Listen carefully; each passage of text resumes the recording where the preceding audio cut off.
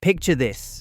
You are 8 years old, standing in the back of your dad's ute, doing 70 down the highway, hair whipping in the wind, holding onto the side for dear life, while your baby sister bounces around the front seat with no belt, no car seat, just sitting there like a sack of spuds. Meanwhile, mum is lighting a cigarette in the hospital waiting room while pregnant with number 4, and dad is driving home from the pub half cut. Nobody bats an eyelid because this is just Tuesday in 1960s Australia. Today, we are looking at 12 things Australians did every single day without a second thought that would get you arrested, fined, or reported to authorities now.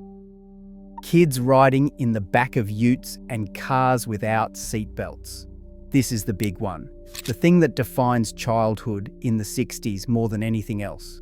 Kids rode in the back of utes, standing up, sitting on the tailgate. Sometimes half a dozen of them piled in like cattle. And in cars, nobody wore seatbelts. Not the adults, certainly not the kids. Babies sat on mum's lap in the front seat. Toddlers bounced around the back. Older kids would fight over who got the window seat and who was stuck in the middle, squashed between their siblings. On long trips, kids would lie down in the back, fall asleep on the parcel shelf under the rear window, stretch out across the bench seat. There were no booster seats, no child restraints, no 5-point harnesses. The car had seat belts, sure, but they were usually shoved down between the seats, forgotten. Nobody used them. It wasn't rebellion, it was just how things were. And utes, God, the utes. Your old man would load up the family, stick the kids in the back, and head off to the beach, the footy, wherever. You'd stand up, hold onto the cabin roof, feel the wind, watch the world fly by.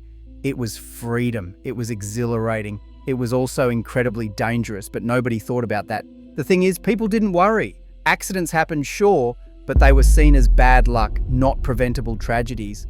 There was no concept of safety culture, no understanding of physics and impact forces. You just piled in and went. The shift started in the 70s. Seatbelt laws were introduced gradually, first for drivers, then for front passengers, then everyone. By 1971, Victoria made seatbelts compulsory for drivers and front seat passengers.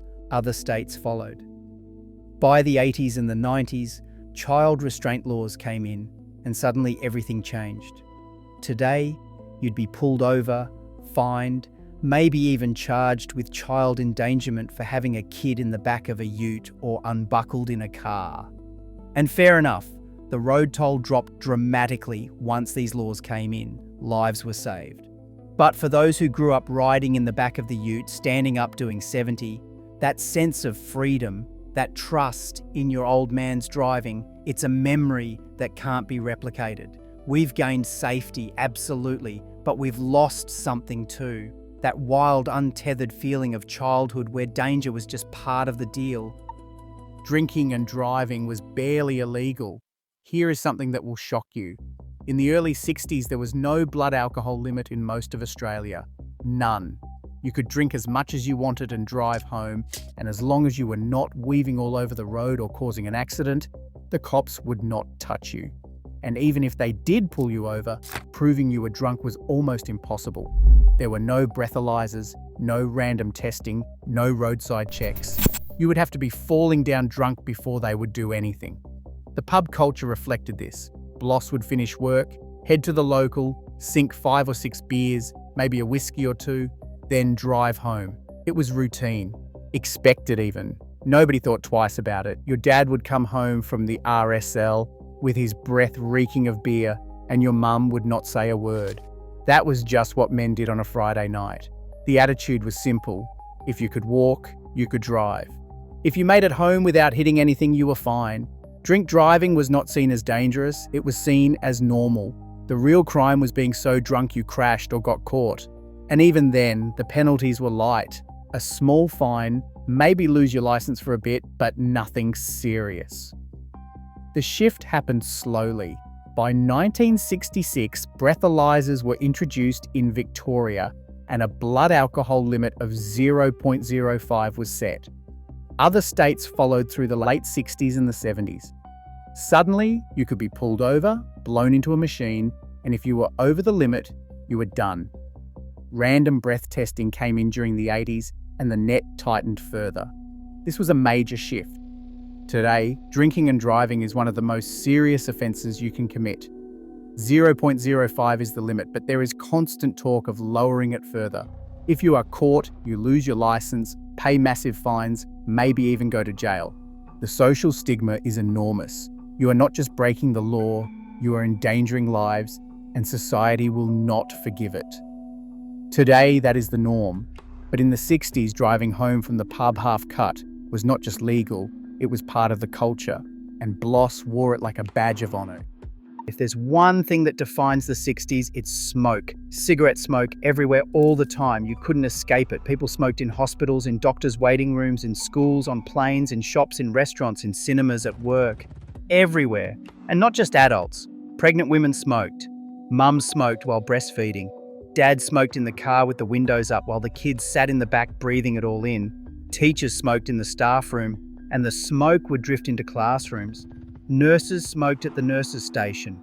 Your doctor would light up during your appointment, ash falling on his desk while he told you to eat better.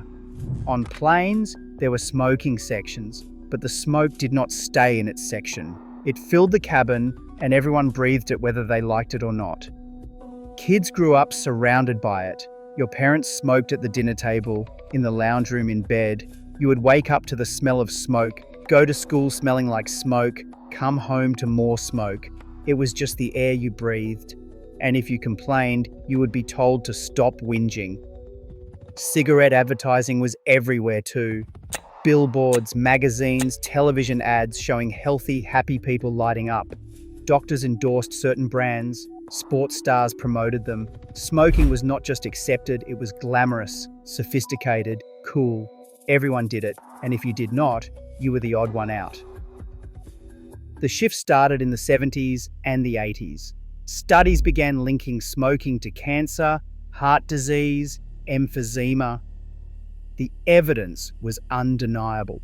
By the late 80s and the 90s, smoking bans started appearing. First on planes, then in hospitals, then workplaces, then restaurants and pubs. By the 2000s, smoking indoors was banned almost everywhere. Today, smoking is treated like a public health crisis. Plain packaging, graphic warnings, massive taxes, no advertising. You cannot smoke within 4 meters of a building entrance. Light up near a playground and you will get filthy looks, maybe even reported. But in the 60s, smoking was as normal as breathing. Mum would sit in the hospital bed, newborn baby in her arms, cigarette in her other hand, and nobody said a word. The cane in schools. Walk into any Australian classroom in the 60s and you'd see it. The cane.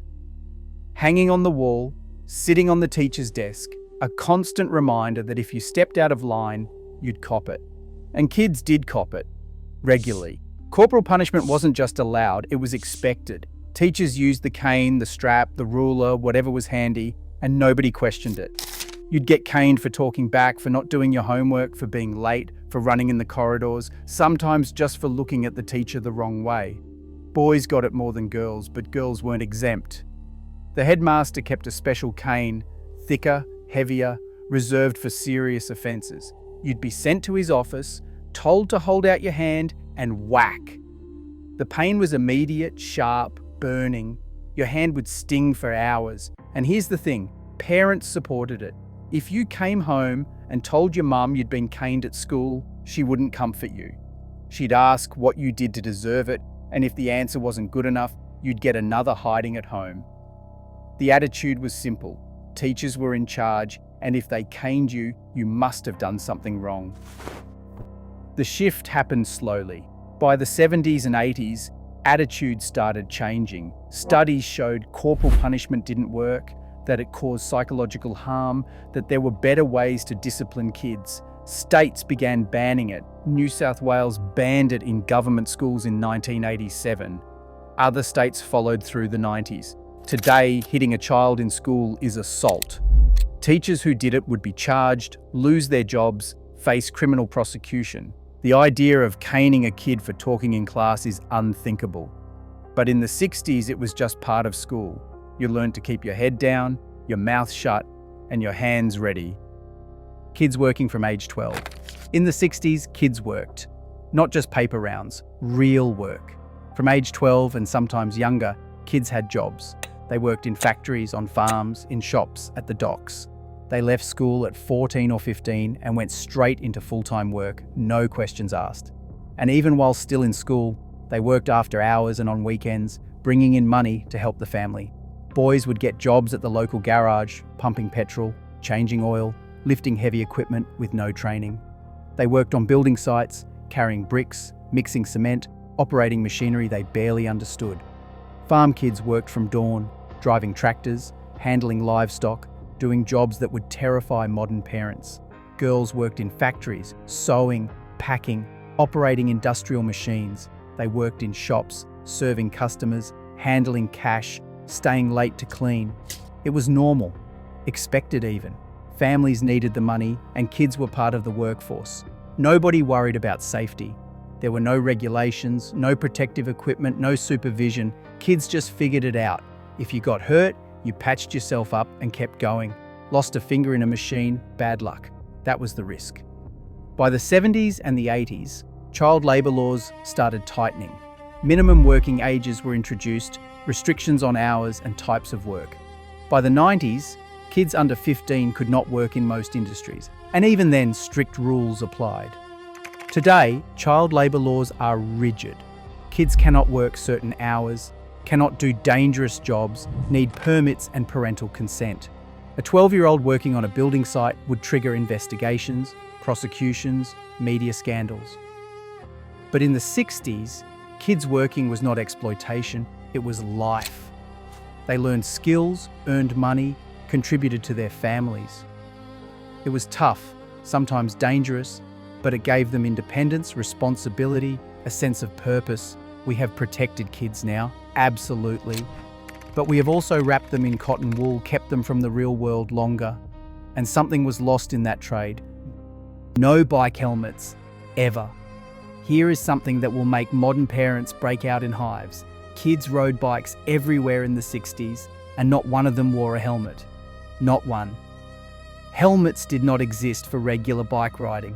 You would hop on your bike with no helmet, no knee pads, no elbow pads, nothing, and ride for hours, down hills, through streets, over jumps you built with bricks and planks.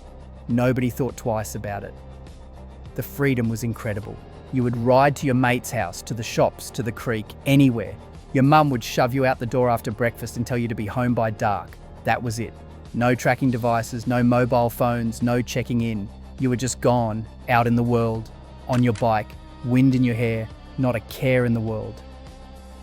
Kids crashed, constantly. You would stack it going too fast around a corner, hit gravel and go down hard, fly over the handlebars, trying to jump something stupid. You would get up bleeding, scraped, maybe a bit concussed, and keep riding. Broken arms happened, busted teeth, concussions, but that was just part of it. You did not run to the doctor every time you stacked it. You went home, your mum would dab some Dettol on it, and you would be back on the bike the next day. The shift came in the late 80s and early 90s. Victoria made helmets mandatory in 1990, and other states followed quickly. Suddenly, riding without a helmet was illegal. You would be fined, and your parents would be fined. The law was justified by the evidence. Helmets reduced head injuries, saved lives, and prevented deaths. Today, you cannot ride without a helmet. It is illegal, and society enforces it hard. Kids do not know the feeling of wind rushing through their hair, of that pure, unprotected freedom. We have made things safer, absolutely. But something was lost. That sense of risk, of consequence, of learning through pain. Helmet laws work, no question. But for those who grew up riding helmetless, wild and free, there is a nostalgia for that unfiltered childhood. Leaving kids in the car while you shopped. This one's almost unthinkable now, but in the 60s, it was completely normal. Mum would drive to the shops, park the car, and leave the kids inside while she did the shopping. Sometimes for 10 minutes, sometimes for half an hour, sometimes longer. The kids would sit there with the windows cracked, maybe playing with toys, maybe fighting with each other, waiting.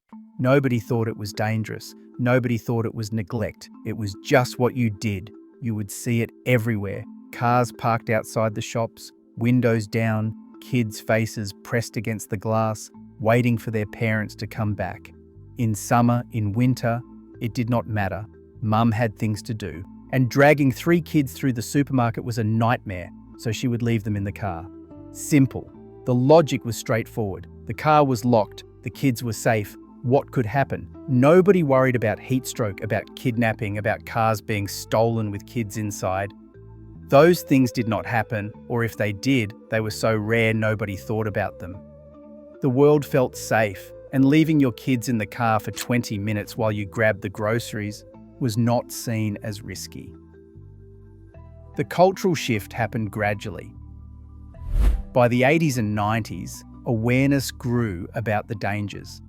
Cars heat up fast, even with windows cracked.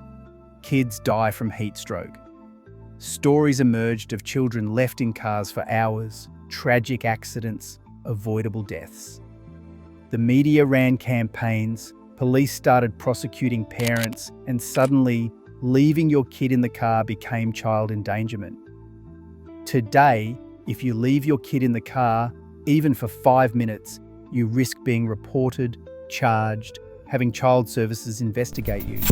People will smash your window to get the kid out, call the police, film you for social media. The judgment is swift and brutal. It is part of the broader shift toward helicopter parenting, constant supervision, eliminating all risk. We have become terrified of letting kids out of our sight for even a moment. In the 60s, leaving kids in the car was practical. Today, it is criminal. We have prioritized safety, absolutely. But we have also lost trust in the world, in ourselves, in the idea that kids can survive 20 minutes alone. Kids buying cigarettes for their parents. Here is something that sounds insane now. Kids could buy cigarettes. Not sneak them, not steal them, just walk into a shop and buy them. Your mum would hand you a few coins and a note reading 20 Rothmans, please, and off you would go to the corner store. The shopkeeper would read the note, grab the pack, take your money, and that was it. No questions asked. You could be a 10-year-old buying cigarettes, and nobody cared. Cigarette vending machines made it even easier. They were everywhere. In pubs, RSL clubs, outside corner shops, in milk bars, you would shove in your coins, pull a lever, and out would come a pack of smokes. No age verification, no ID check, nothing. Kids use them all the time, sometimes to buy for their parents, sometimes to pinch a few for themselves and their mates behind the bike sheds. It was culturally normal. Smoking was what adults did, and if your parents needed smokes, you fetched them, the same as getting milk or bread. The shopkeeper knew your family and knew the cigarettes were for your old man, so what was the problem? There was none. The shift came slowly. By the late 70s and 80s, awareness about the dangers of smoking grew. Advertising restrictions came in, health warnings appeared on packets, and gradually age restrictions tightened. By the 90s, you had to prove you were 18 to buy cigarettes, vending machines were banned, and penalties for selling to minors became severe. Today, tobacco laws are among the strictest in the world. Plain packaging, graphic warnings, cigarettes hidden behind closed doors in shops, ID checks rigidly enforced. A shopkeeper selling cigarettes to a kid would lose their license, face massive fines, and possibly criminal charges. But in the 60s, sending your 10-year-old to buy smokes was as normal as sending them for a loaf of bread. The world was different. We knew less, we worried less, and kids ran errands that would horrify us now. Asbestos in every building. Asbestos was everywhere. Every building, every home, every school built from the 30s through the 80s had asbestos in it. It was a miracle material, cheap, fireproof, durable, perfect for insulation, roofing, walls, pipes and floor tiles. Builders loved it. It was in your roof, your walls, your shed, your garage. You lived in it, breathed it, never gave it a second thought. Fibro houses were made of it. That distinctive corrugated asbestos cement sheeting meant every second house in Australia was clad in it. Schools were full of it. Asbestos ceilings, asbestos insulation around pipes, asbestos in the demountable classrooms. Factories, offices, hospitals, all of it loaded with asbestos. It was the standard building material for decades. Nobody knew it was killing them. Nobody understood that the fibers, when disturbed, became airborne, got into your lungs and stayed there forever, causing asbestosis, mesothelioma, and lung cancer. Diseases that would not show up for 20, 30, or 40 years. Builders worked with it every day, cutting it, drilling it, and breathing in the dust. Families lived in homes full of it. Kids played in demountables where asbestos dust drifted down from damaged ceilings. The dangers started emerging in the 70s and the 80s. Studies linked asbestos exposure to deadly diseases. By the late 80s, the evidence was undeniable. Australia started phasing it out, and by 2003, it was completely banned. Today, asbestos is treated like toxic waste. If you find it in your home, you need licensed professionals to remove it, wearing full protective gear and following strict regulations. The cleanup has cost billions. People are still dying from exposure decades ago. Entire generations of builders, tradesmen, teachers and families were poisoned by a material everyone thought was safe. Asbestos was in every building in the 60s. We lived with it, worked with it, and never questioned it. And now we are paying the price. DDT spraying in neighbourhoods. Summer evenings in the 1960s had a ritual. You would hear it coming, the low rumble of the mosquito truck, and every kid on the street would run outside. The truck would roll down your street, pumping out thick clouds of DDT fog, a white mist that smelled sweet and chemical. The kids would run behind it, through it, playing in the fog, breathing it in, thinking it was the greatest thing ever. The trucks came regularly, especially in summer. Parents would stand on their front lawns watching their kids run through the toxic fog, smiling. It was entertainment and nobody questioned it. DDT was everywhere, sprayed in parks, around schools, in backyards. Farmers used it on crops. It was considered safe, effective, a triumph of modern science, but it was not safe. Rachel Carson's book Silent Spring, published in 1962, started exposing the truth. DDT contaminated soil, water, and wildlife. It accumulated in the food chain and in human bodies, causing cancer and reproductive problems. By the early 1970s, Australia started restricting it. By 1987, it was banned completely. Today, the idea of kids running through DDT fog is horrifying. But in the 1960s, it was summer fun. We did not know we were poisoning ourselves. We trusted the authorities, and we were wrong. Work in the 60s was dangerous, genuinely life-threatening. There were no workplace safety standards, no regulations, no enforcement. If you worked in a factory, on a building site, or in a mine, you accepted that injury was part of the job. Maybe you would lose a finger, maybe your life. That was just the deal. Bloss worked without safety equipment. No hard hats on building sites, no safety harnesses for heights, no protective eyewear for welding. You would see workers operating heavy machinery in shorts and thongs, welding without face shields, handling chemicals without gloves. Asbestos dust everywhere, no masks. Factory floors slick with oil, no safety rails, no warnings. Injuries were normalised, someone crushed by machinery, falling off scaffolding, losing fingers to sores. The response would be a shrug. Bad luck, mate. The worker would be replaced, and everyone kept going. Compensation was minimal. Most Bloss just patched themselves up and went back to work. The shift started in the 70s. Unions pushed for better conditions. By the 80s, occupational health and safety became law. Today, workplace safety is paramount. Regulations are strict and they are heavily enforced. But in the 60s, Bloss just accepted it. They got hurt, they got maimed, they got killed. That was the price of earning a living. Discriminatory hiring practices were legal. In the 60s, discrimination in hiring was completely legal. You would see job advertisements that read, "No women need apply," or "Europeans preferred," or just straight up "No Aboriginals." Businesses could refuse to hire you based on gender, race, ethnicity, or marital status. The law allowed it. Women faced it constantly. Banks, government departments, and airlines all had marriage bars. If you got married, you were fired, automatically. Women were expected to work until marriage, then stay home. Pay discrimination was legal too. Women doing the same job as men were paid less, sometimes half as much. Men were said to have families to support. Women were described as just earning pocket money. That was the attitude. Aboriginal Australians faced worse. Many businesses refused to hire them at all. If they got work, it was the lowest paid, hardest jobs. No legal recourse. Discrimination was just how things worked. The shift came slowly. The 1967 referendum gave Aboriginal Australians citizenship rights. The Racial Discrimination Act in 1975 made racial discrimination illegal. The Sex Discrimination Act in 1984 did the same for gender. Today, discrimination is illegal and heavily penalised. We have made enormous progress. But in the 60s, it was normal, open, accepted. We have come a long way.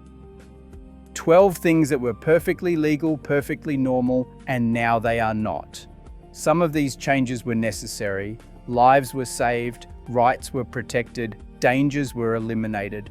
But some of it, you have to wonder if we have gone too far, wrapped ourselves in so much safety and regulation that we have lost something. The freedom, the trust, the wildness of a time when life was riskier but somehow felt more alive. So tell us, which of these shocked you the most? Which one do you remember doing? Drop your answer in the comments, mate. This has been Retro Australia, where what was normal then would get you arrested now.